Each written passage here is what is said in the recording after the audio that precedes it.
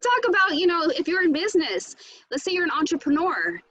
There are things that you deal with as an entrepreneur that you need to make sure that your partner is very understanding of.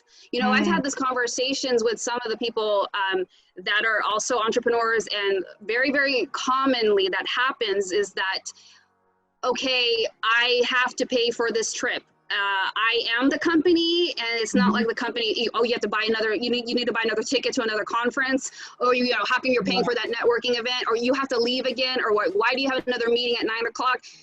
When you don't recognize that the things that you need to invest in your business and the way that your life is as an entrepreneur, you need to make sure that partner is on board, because I'm telling you, I've seen, how many times have you seen at conferences, right? There's always somebody crying. And I talked about this in the book, and like, what's wrong? Well, my spouse doesn't support me. My husband is like giving up on me because this is the fifth plan I tried to work. And it's so sad because, and let me tell you that it's already hard enough trying to make the money. It's already hard enough trying to stay in that positive mindset. But when you got to come home to that, that's a whole nother issue that you don't want to add to that person's life. Like it's like, really, I don't want to deal with this. But then it's affecting your money, your mindset, your relationship. And so what I'm saying is you guys got to be very, very aware that you got to have that conversation. Like, how understanding is that person about your future goals when it comes to your career? So Jen, this is going to be packed with information that someone can just grab onto. Jen, you've dropped these truth bombs and these gems for people to apply. And the thing is, they can apply it immediately. I'm thinking of some things that I need to apply myself. So when it comes to, you're an entrepreneur, right? You were a financial advisor, and you're going through this whole journey as an entrepreneur. What advice would you give a person who's an entrepreneur right now and dealing with money issues? What can you share with them so that they can take this along and give them hope and inspire them to keep moving, right, into the space as an entrepreneur? Yes, I think it's so important to practice being very healthy when it comes to your money mindset and just your mindset in general. Always be working on that. Always. I remember one of the questions that we were talking about before was like, if I could talk to my 18-year-old self, what would I say? And the answer is always mindset. If I had just worked on mindset, oh my gosh, even 20 years ago, I can't even imagine where I would be, because if you can strengthen that, if you can develop a healthy mindset where you understand that you deserve things, that you are a creator of opportunity, that you attract money, when you can really embrace those things and those opportunities, that can make such a huge difference in how you conduct your business and how you show up every day. And that's one of the things I had to help some women when they are trying, go into a business and transfer out of their job, where they're like, okay, I'm scared. I'm like, it's okay to be scared. That's very natural. But then I start to hear the story about where they're coming from, and there's like this fear, or they don't believe they can do it. So constantly working on your money mindset is so important, kind of just like the same way we talked about understanding the subconscious patterns. It's no different. You're just applying it to your business. And then there's also, on the practical side, separating things. If you can nail down the personal side, there's also a certain way that you got to set up your stuff on the business side properly. And so it's like moving forward, understanding these habits that you need to develop, and structurally the way that your accounts are set up. So it's a lot of moving parts, but this is the other thing I will say. Take a deep breath, because I know it's just like, whoa, I don't even know where to start. This sounds like a bunch of stuff. Take a deep breath. And don't feel like you need to do all of this overnight. And the other thing too is, if you feel that you've messed up a lot, I just told you, if you want to see all the doozies I did, just read the book. Massive mistakes. And but you know what? I'm actually like, do you have like a money mindset class? I could see, that in itself, where just to give people some clarity. And I'm actually developing one. Yeah, I'm developing one. So I'll let you know about that. And so I'll be in the front row. Yeah, thank you.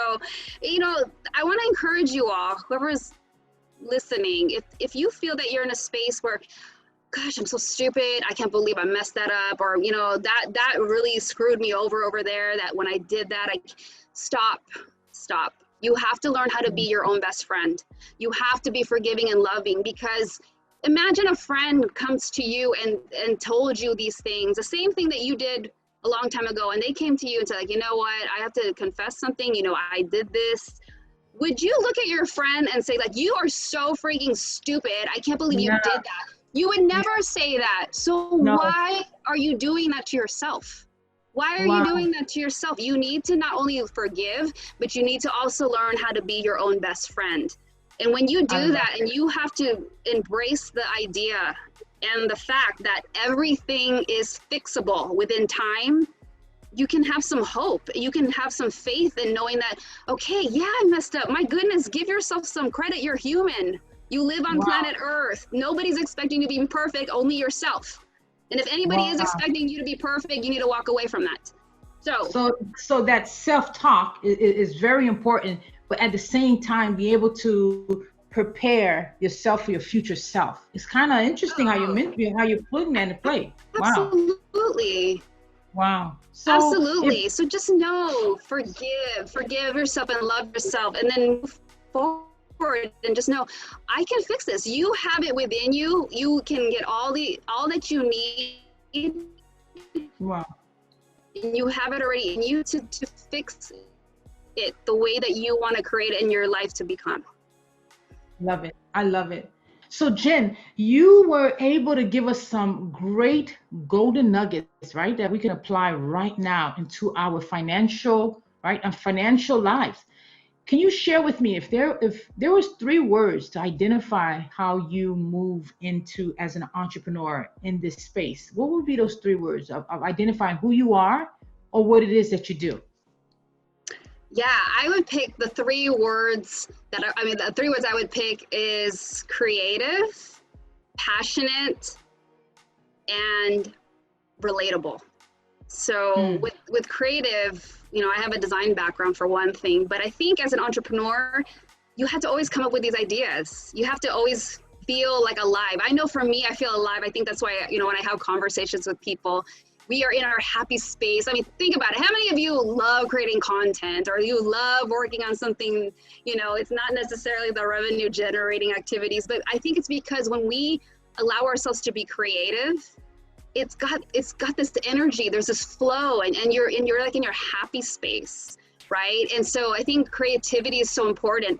I think it's also great for you to have that, because when you're so in the middle of your work, especially if it's a lot of detailed spreadsheets or it's a lot of thinking, you need to give your brain a break. And so it's good, take a walk, paint a painting, you know, read a book, do something opposite for 15 minutes so that you can refresh your brain and allow yourself to be creative. So I think that's really, really important, you know. And then being passionate, you know, passion is so important to keep, you know, you going and to fuel you to want to help people. And, you know, I'm so passionate when I see the light bulb go off for somebody and I'm thinking, wow, like, you know, I get more excited for them than sometimes I think they do for themselves, because I'm like, oh, they got it. Like, this is so cool. Like, you see where they were. Yeah. And then you realize you're seeing like this journey that they've been on with you, and you're like, wow. And, you know, to follow up with them and to see like all the different things that some of them move fast. They make such amazing quick changes, even within like the last week or 2 weeks ago, that type of thing. And you're just like, oh my gosh, like I'm surprised sometimes, like, whoa, like you really jumped on it. So having passion is so important. And then being relatable, because we are dealing with something that tends to be looked at as I don't like this. This is scary. This is like numbers, they scare me, or these concepts. I think it's so important to be able to just meet people where they're at and explain it, like, you know, it's okay. You know, we didn't go to school for this, but that was my biggest goal, that, you know, I can meet people where they're at and just say, hey, it's okay. You know what? Please do not even stress over these mistakes that you're putting so much pressure on yourself over. Like, because I've done a fair share myself, and it's okay. You know, again, this is not about being perfect. And it's like, I'm not going to judge you. I'm like, who am I to judge you? Like, really, it's like, no. Yeah. So it's meeting people where they're at and relating to them. Like, it's okay. We're going to fix this. You're here now. It's going to be good. No, I love it because being creative as an entrepreneur, that is key, right? It's important. And you can exercise that muscle, as you mentioned, being passionate. Wow, why not being passionate about what it is that you do as you are? And it shows, Jen, it really does. And Oh, then thank being you. relatable, your heart is there when it comes to, I mean, I can see you working with, a client and be really being there for them and really helping them because we can be critical of ourselves. So having someone like you in our lives is really going to help us to just kind of, understanding that we're okay, we're going to be enough, we're going to get through this. So that is great. What would you say is your purpose statement as an entrepreneur, as a financial coach, as a financial wellness coach? What's your purpose statement? How would you capture all of that in one paragraph or sentence?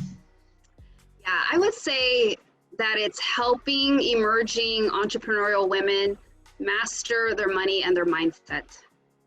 I love And it. I really believe that when you can bring all those things together and really show people what they're capable of, it's not just the logistics. It's so much like you've heard over the last hour. It's so much involved. There's so much involved in what we can do together, and just taking somebody from a lot of times it's you sometimes just need somebody else to believe in you because we don't have that for ourselves sometimes.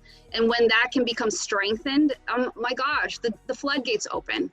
And you strengthen that muscle, you strengthen that belief, you strengthen that faith within yourself, and then you're unstoppable at that point.